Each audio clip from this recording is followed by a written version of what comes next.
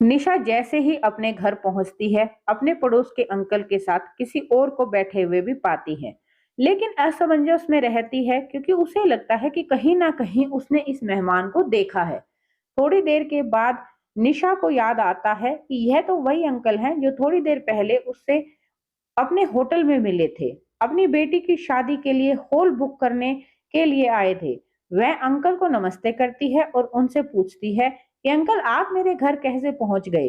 तो अंकल उसे कहते हैं कि बेटा, तुमसे होटल में बात करते करते मैंने तुम्हें अपने एक दोस्त के बारे में बताया था, तो तुमने कहा था कि वह तो मेरे पापा के भी बहुत अच्छे मित्र हैं।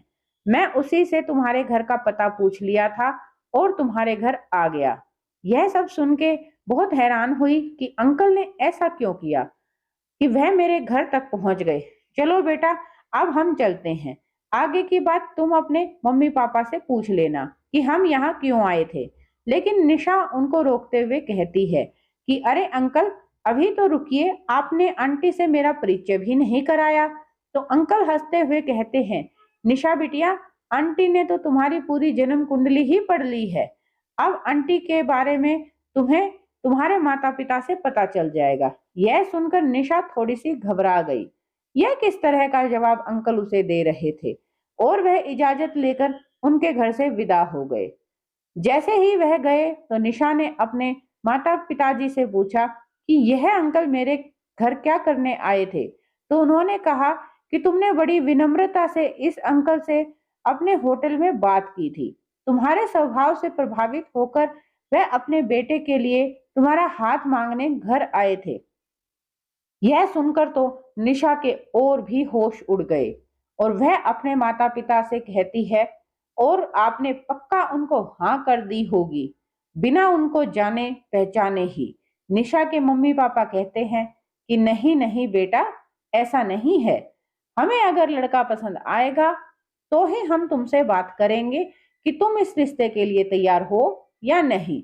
अगर तुम लड़के को पसंद नहीं करोगी तो हम रिश्ते के लिए मना कर देंगे। हम तुम्हारे साथ जोर जबरदस्ती नहीं करेंगे। निशा कहती है, तो मम्मी पापा, शायद आप उसको देखकर मना नहीं करेंगे, क्योंकि उनका बेटा विनय कल ही मुझसे मिलने आया था। वह काफी विनम्र और स्मार्ट है, और वह एक इंजीनियर भी है। तभी हाल के साथ उसने मुझे भी पसंद कर लिया, अपने मम्मी पापा को यहाँ पर भेज दिया। कहते हुए निशा की मम्मी हंस पड़ी। नहीं नहीं मम्मी, उसने तो शायद मुझे देखा भी नहीं होगा। वह तो सिर्फ बैंकेट हॉल को देखते ही आया था और उसका किराया पता करने आया था, जरूरी जानकारी लेकर तभी चला गया था। ऐसी कोई बात नहीं हुई जिससे वह मुझे शादी के लिए पसंद कर ले। तो निशा की मम्मी कहती है, इसका मतलब लड़का तुझे पसंद आया? अरे मम्मी, क्या कमाल करती हो। होटल में मेरे साथ एक से एक स्मार्ट लड़के काम करते हैं। 5 सितारा होटल है वह, जहां मैं काम करती हूँ, और वहां आने जाने वाला हर शख्स स्मार्ट ही होता है। इसका यह मतलब तो नहीं कि मैं अपने काम पर किसी को भी पसंद करके उससे शादी के लिए तैयार हो जाऊं। और एक बात और सुन लीजिए मम्मी पापा, अभी मेरा प्रोबेशन का वक्त है। आप मेरी शादी की बात सोच भी कैसे सकते हैं? पापा कहते हैं, बिटिया तुम चिंता मत करो, अभी उनका बेटा भी फ्री नहीं है। वह अगले साल के अंत तक अपने बिजनेस में बिजी है। अगर यह रिश्ता पक्का होता भी है तो हमारे पास समय है। बेटा, हमें भी काफी सुलझे हुए लोग लगे, इसलिए हमने उन्हें सह परिवार बुलाया है। लड़के की सहूलियत के हिसाब से आएंगे वह किसी दिन। यह भी बता दिया ना पापा, जब चाहे तब छुट्टी नहीं मिलेगी। अपनी छुट्टी का दिन और घर आने का समय वह तो तू खुद ही उन्हें बता चुकी है। कहकर वो हंसने लगे। निशा मुंह बनाती हुई अपने कमरे में चली गई। अगले दिन कमल जी की पत्नी और बेटे बेटी के साथ आए। निशा को पापा से सहमत होना पड़ा कि वह काफी सुलझे हुए लोग हैं। अमन ने उसे साफ साफ कहा कि वह दहेज में कुछ नहीं लेगा और निशा को अपने शौक उसकी और अपनी सीमित आय में ही पूरे करने होंगे। इकलौता बेटा है, इसलिए माता पिता के प्रति उसकी कुछ जिम्मेदारियां हैं। उन्हें छोड़कर ना तो वह ज्यादा पैसे के लालच में विदेश जाएगा और ना ही तरक्की के लिए किसी दूसरी शहर। निशा को इसी शहर में उसी के माता पिता के साथ रहना पड़ेगा। उसके माता पिता भी यह शहर छोड़कर जाने वाले नहीं थे। यहाँ रहते हुए वह बराबर उनका ख्याल भी रख सकेगी और अमन का संयुक्त परिवार होने से जरूरत पड़ने पर अपने मम्मी पापा के पास आकर रहने में भी उसे आसानी रहेगी। सारी बातों पर आपसी सहमति होते ही जल्दी ही दोनों की सगाई हो गई। सगाई होने के बाद भी अमन का व्यवहार सौम्य और शालीन था। वह निशा को फोन करता था, उसे मिलने आता और घूमने भी ले जाता था। लेकिन निशा की सहूलियत के हिसाब से उसका कहना था कि प्रोबेशन पीरियड पूरे करियर की नींव है, इसलिए नहीं। निशा का भी यही सपना था, होटल के सबसे बड़े ओहदे को पाना और अमन जैसी समझदार जीवन साथी के साथ अभी मुश्किलों भी नहीं लग रहा था। निशा के प्रोबेशन पीरियड पूरे होने से कुछ दिन पहले सीढ़ियों से गिरने के कारण निशा की मां का दाहिने हाथ की हड्डी टूट जाती है। कई घंटे के ऑपरेशन के बाद कंधे को जोड़ तो दिया गया, लेकिन डॉक्टर ने उन्हें आराम करने को कहा था कि खबर सुनते ही निशा की बड़ी बहन इंदु भी आ गई थी। उसके रहते निशा काम पर जाती रही, लेकिन इंदु अपना घर और छोटे बच्चे छोड़कर कितने दिन तक रुक सकती थी। माँ तो पूरी तरह से इंदु पर ही आश्रित थी। उन्हें सहारा देकर उठाना, बैठाना, यहाँ तक कि एक खास अवस्था में लिटाना तक पड़ता था।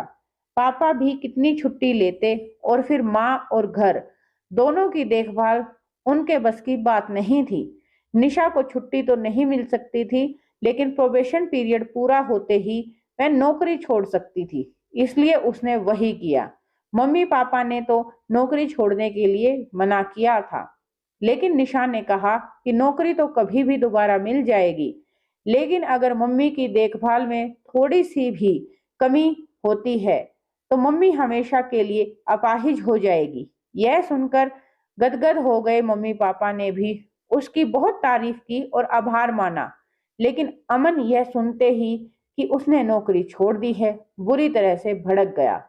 तो गुस्से में बोला, किसने कहा था तुम्हें लगा लगी लगाई नौकरी छोड़ने के लिए? मेरी अंतरात्मा ने अपनी मम्मी के प्रति मेरा जो कर्तव्य बनता है उसने, निशा ने शांत स्वर में कहा। तो वह बोला, कर्तव्य सिर्फ तुम्हारा ही है, तुम्हारे बहन भाई या पापा का नहीं। अमन को समझाते हुए कहा, इंदु दीदी अपने घर और छोटे बच्चों को छोड़कर जितना रुक सकती थी रुक गई। भैया स्कॉलरशिप पर पीएचडी कर रहे हैं, इसलिए बीच में छोड़कर नहीं आ सकते, लेकिन पार्ट टाइम जॉब करके वह पैसा भेज रहे हैं। तो उस पैसे से तुम्हारे पापा तुम्हारी मम्मी के लिए कोई ट्रेंड नर्स क्यों नहीं रखते? अमन ने उसकी बात काटी। नर्स तो है ही समय पर, लेकिन उस पर नजर रखने और मम्मी की हिम्मत बनाए रखने के लिए परिवार के किसी सदस्य का हरदम उनके साथ रहना जरूरी है, और फिलहाल यह काम मैं ही कर सकती हूँ। 5 सितारा होटल की नौकरी छोड़कर, अरे तुम्हारे पास दिमाग नहीं है क्या? नौकरी छोड़ने से पहले किसी से पूछा तो होता। अगर कोई गलत काम कर रही होती तो ठीक होने के बाद मैं फिर से नौकरी की तलाश में कर लूंगी। वैसे ये होटल भी मैं दोबारा ज्वाइन कर सकती हूँ। निशा का मन एक अजीब अवसाद से भर उठा था, लेकिन कुछ बोली नहीं। हालांकि मम्मी के आईसीयू में रहने के दौरान अमन बराबर पापा के साथ और उसके घर वाले भी परिवार की तरह उन सब के लिए खाना आदि लाते थे और तसल्ली दिया करते थे। यह सब देखकर बहुत खुश थे कि निशा को इतना अच्छा परिवार मिला है। उसे समय तो निशा को लगा कि नौकरी का ज्यादा अनुभव होने के कारण शायद अमन को मालूम होगा कि नौकरी की प्राथमिकता क्या है, अहमियत है। मगर इस समय निशा की प्राथमिकता तो अपनी माँ की देखभाल और सेहत थी। अमन हर शाम निशा की माँ को देखने आता था, लेकिन अब वह काफी दिन से नहीं आ रहा था। तो निशा की माँ ने निशा से पूछा कि अमन क्यों नहीं आ रहा है और ना ही वह तुमसे अब फोन पर बात करता है। तो निशा की माँ ने अमन को फोन लगाया और उससे पूछा कि बेटा क्या बात हो गई, काफी दिनों से तुम आए नहीं। और ना ही तुम्हें निशा से फोन पर बात करते हो।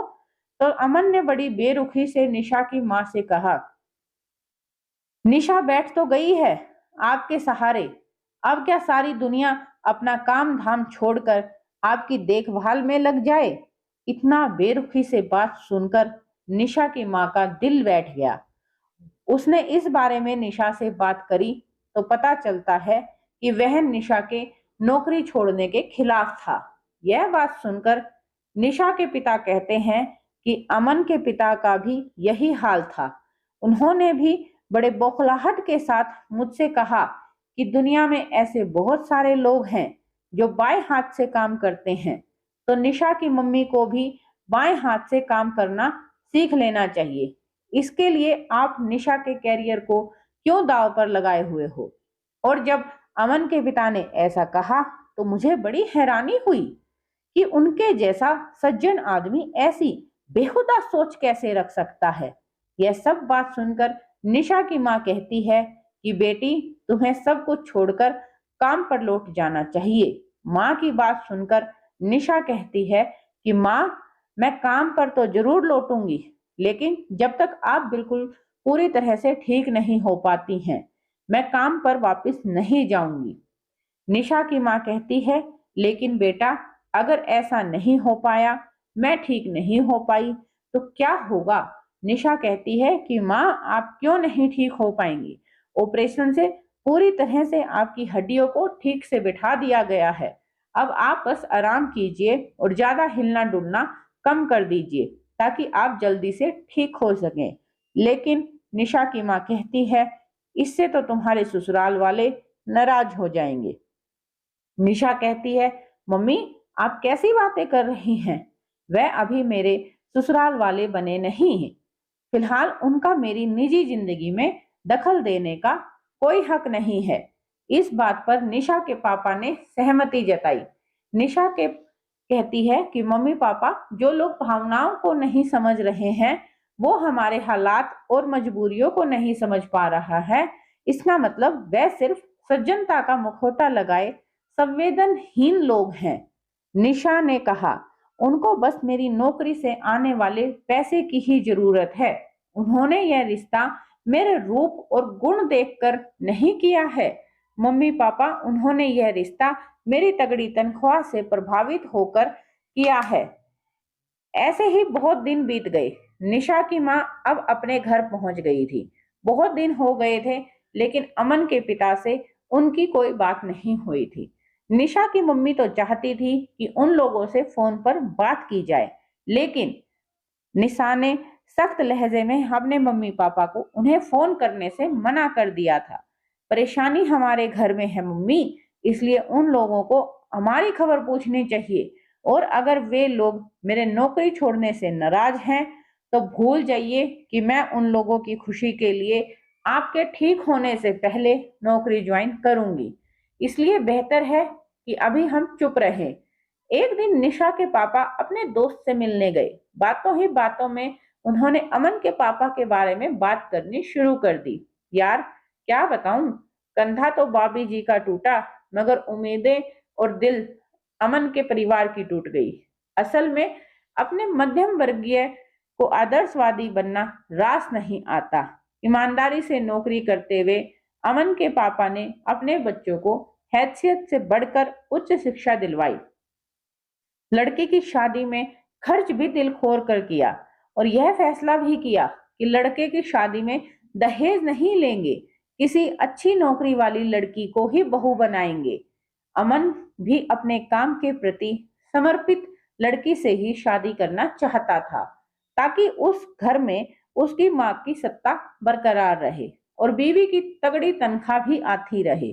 निशा से मिलने के बाद उस परिवार को अपना सपना साकार होता लगा, लेकिन भाभी जी ने अपने कंधे के साथ उनका सपना भी चकनाचूर कर दिया। भाभी जी का कंधा तो खैर सही इलाज से जुड़ जाएगा, मगर उनके परिवार के सपने को जोड़ने में समय लगेगा। वह क्यों? निशा के पापा ने पूछा। तो वह बोले, क्योंकि अमन को एक बेहद कैरियर माइंडेड लड़की चाहिए। हालांकि प्यार भी हो गया है निशा से उसे, लेकिन उसे लगता है कि निशा अपने कैरियर के प्रति नहीं बल्कि घर परिवार के प्रति ज्यादा समर्पित है। उसका कहना है कि घर परिवार में तो परेशानियां आती ही रहेंगी, खासकर बाल बच्चे होने के बाद। इसलिए निशा जब तक छुट्टी लेकर या तो अपनी तरक्की के अवसर खराब किया करेगी और नौकरी छोड़ दिया करेगी। और अमन को हजम नहीं होगी। निशा के पापा ने उनकी बात काटी। बिल्कुल, ऊंचे पद पर पहुंचने के बाद तो हर कोई प्रैक्टिकल हो जाता है और निशा भी हो जाएगी। वह मेरी इस बात से तो सहमत है, लेकिन निशा जैसी संवेदनशील लड़की प्रैक्टिकल होते हुए भी कभी भी अमन जैसे हृदयहीन इंसान के विचारों से सहमत नहीं होगी। निशा के पापा ने घर लौटते हुए सोचा, और इसके लिए हमें कभी अपनी बेटी पर दबाव नहीं डालेंगे। इस उथल पुथल के साथ निशा के पापा घर पहुंचे तो निशा अपनी माँ की देखभाल में लगी थी। उनकी पत्नी धीमी आवाज में पूछती है कि क्या आपके दोस्त से अमन के परिवार के बारे में बात हुई? जो भी बात उनके दोस्त के साथ हुई थी, वह सारी बात अपनी पत्नी को बता दी। सारी बातें सुनकर कि मम्मी पापा जो भी हुआ अच्छा ही हुआ, हम आगे इस रिश्ते को नहीं बढ़ाएंगे। यह बहुत ही अच्छा हुआ कि अमन के परिवार की सोच हमें पहले ही पता चल गई। मैं उनके विचारों से मेल खाती हुई नहीं हूँ। अगर जीवन में मुझे किसी भी कारण से अपनी नौकरी को छोड़ना पड़ा तो वह परिवार मेरा जीना हराम कर देगा। हमें एक ऐसे जीवन साथी की जरूरत होती है जो सिर्फ हमसे हमारे नौकरी के पैसों के साथ रिश्ता ना बनाए, ना हमारी उपलब्धियों के साथ, बल्कि एक ऐसे जीवन साथी की तलाश करनी चाहिए जो हमारे फैसले और हमारी भावनाओं से जुड़े हों। निशा के पापा चुपचाप से सब कुछ सुन रहे थे और फिर बोले, बेटा तो सही कह रही है। जीवन साथी तो वह होना चाहिए जो हर हालात में आपके साथ खड़ा हो, न कि अपने स्वार्थ और अपेक्षाओं के आधार पर रिश्ते को तोले।